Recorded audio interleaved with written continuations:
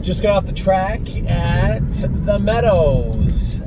Busy couple of days coming up for me. I have this afternoon, I raced Harness AM. I'll play it alone. Forged in Fire, 3 overnights.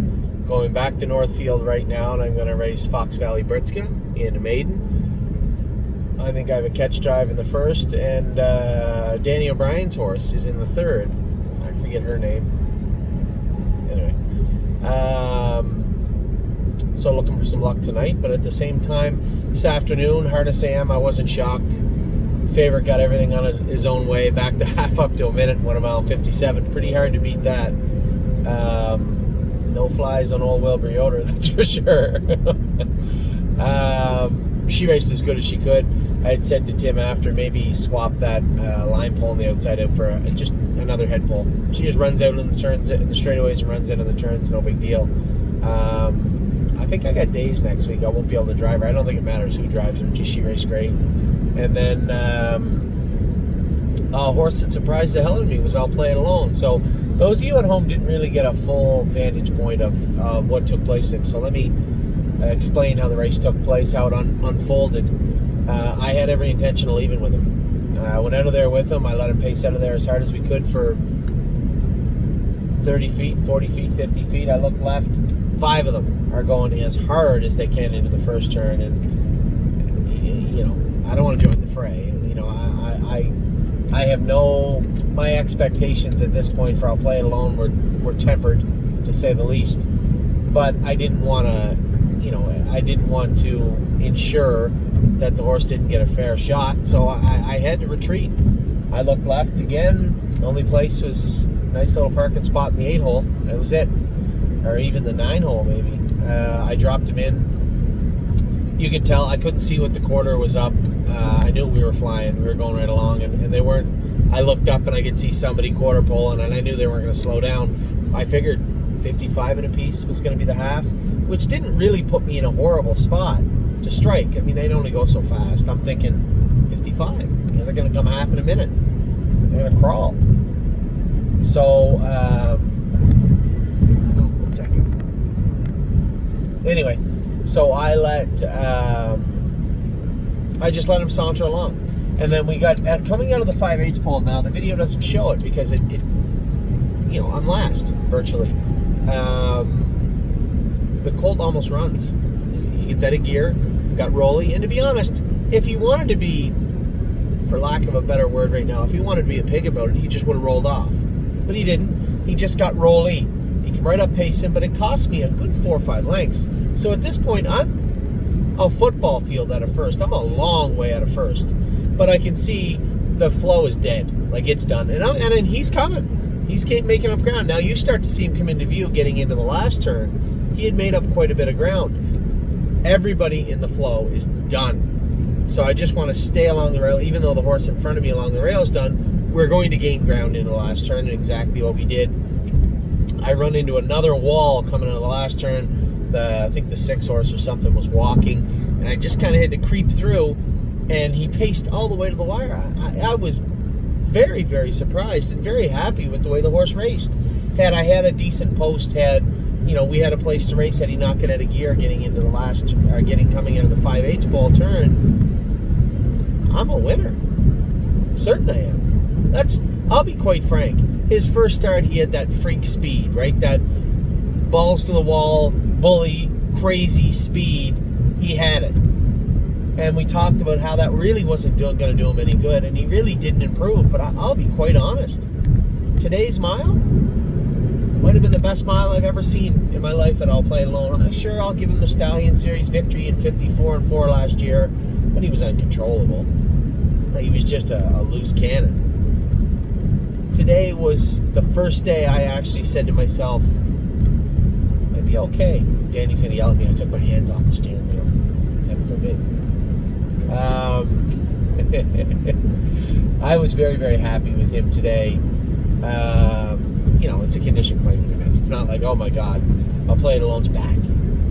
But he can do it there. And I think I said to Tim after the race, I said, listen, here's the thing. I don't think I'll be here next week. I can't be here for that race. If you get him back in, put somebody on him. Either put Wilbur Yoder on him, who clearly wasn't scared of him. He took him off the gate last time, or put somebody on him that's never driven him before. I don't want any biased opinions going into the race. Somebody will give him an honest shot and has never driven him before. He actually drove like a horse today. He didn't do anything wrong. You know, you'd think when you'd start a horse up that can get as crazy as him, it's going to be a problem taking him back. He's got a chain in his mouth, and he was perfect. So Tim did a great job. He's got him under control. I know he's sitting on a win. From what I saw today, I'll Play It Alone isn't long for the winner's circle in that race, in that class. Harness AM is only going to get better, both steering wise and trotting wise. We get 2 or 3 starts into her with hobbles or with Lasix.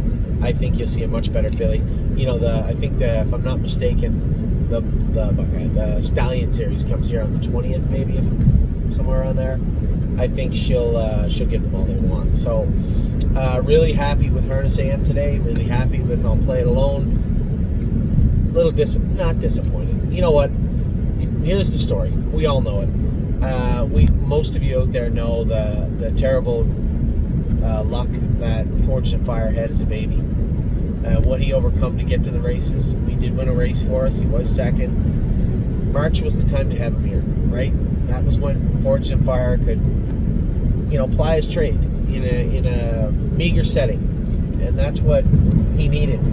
Not to have the coronavirus start him back up right when everybody's going fast. He can't trot in 56. He can't trot in 57. So if the condition claiming group is going to go that fast there, I could easily say to you guys, well, we'll move him. But why? I mean, I love the horse to death. I'm proud of what he overcame, and obviously saddened about, the injury he had as a 2-year-old. But at the end of the day, you can't do.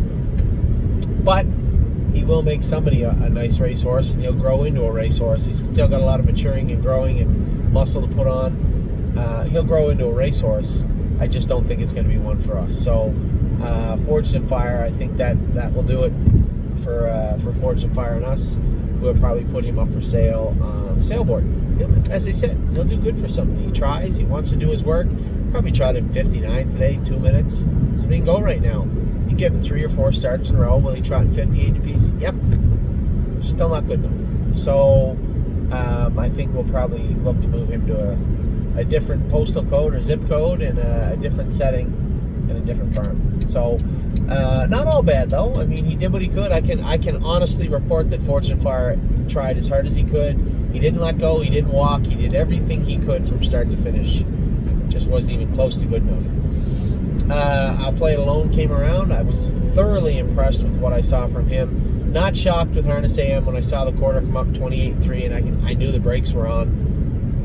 You weren't beating the horse on the front at 3-5. It just wasn't going to happen. The nail in the coffin the nails were going in the coffin as we were going by the grandstand. So a second place finish was all she was going to muster today. She did drop a knee boot and cut her foot, but it's not a big deal. So she'll race again back next week, but was very happy with her. So all in all, I would say 66.6% of the day was very good. And although Fortune Fire just couldn't muster enough, then that's just the way it is. March and April would have been very kind to him, I believe, in the meadows, but unfortunately July, August, September are not going to be his friend, I don't think. So that's that. I'm on my way back now to Northfield Park to race Fox Valley Britska. Really excited about that. I don't know what we're going to see. If the horse that I trained by himself at Tamiko shows up, he'll give them all they want tonight. If the horse shows up that showed up at the qualifiers, might be a bit of a wrestling match, but as long as he behaves, I'll be very, very happy. So that's it. That's your video. Today is Wednesday. Now tomorrow, I got to get up early. My first early rise in the United States of America in 2020. I got to get up because Path of Totality made a break at Mohawk, and Jody pulled her up Tuesday. She's here now. She'll be arriving at Tim Twaddle's. She's probably at Tim Twaddle's barn right now. She's qualifying tomorrow morning at the Meadows. I told Tim I'd go down, qualify her.